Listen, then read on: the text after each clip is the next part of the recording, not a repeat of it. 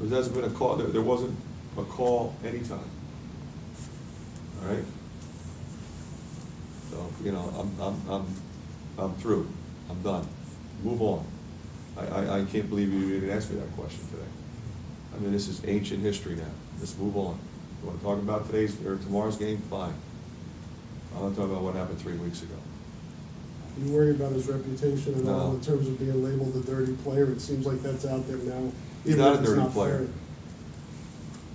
All right, you're talking about 3 plays where there wasn't a foul call on any one of them, and they went back and looked at it and thought that they should call it, which is certainly in their purview, and I'm good with that. And you know, it's like anything else. I would hope that your reputation or my reputation wouldn't come down to, I mean, the kid's been playing a long time, played a lot of games, played a lot of minutes, and everybody wants to lock into, you know, a couple of plays that they thought were, you know, after they slowed it down and looked at it in slow motion a million times, that was, I mean, if you drive the ball to the basket and I'm guarding you, I a good chance I'm going to swipe down at the ball. Otherwise, you're going to get by me and score. You know.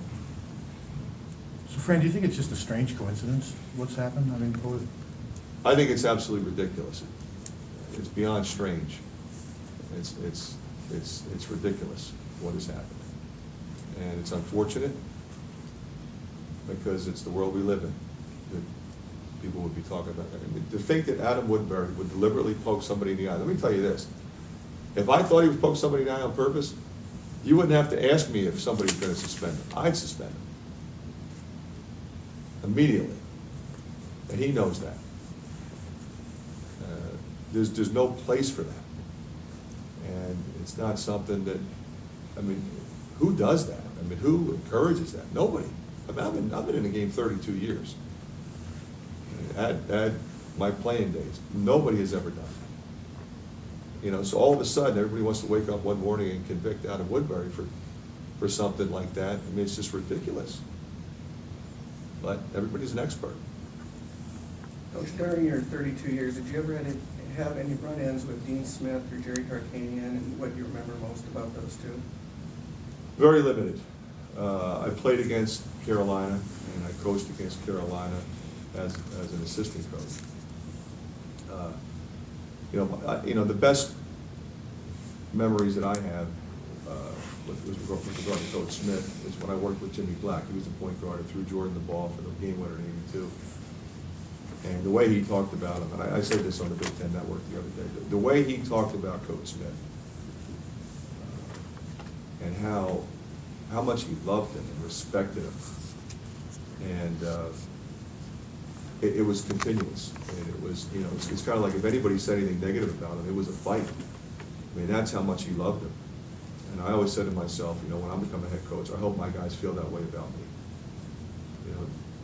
You know, if you remember, you know, when I was a young coach, you know, back in the old days, it was old school. You know, coaches yell and they yell at their players and they make them run. And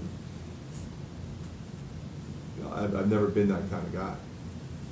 You know, I want my guys to respect me and love me. I want them to play hard for me. I'm going to hold them accountable. And I think that's, you know, with regard to Coach Smith, I think that's probably the thing that I remember. I mean, I think it goes a little further than that with him.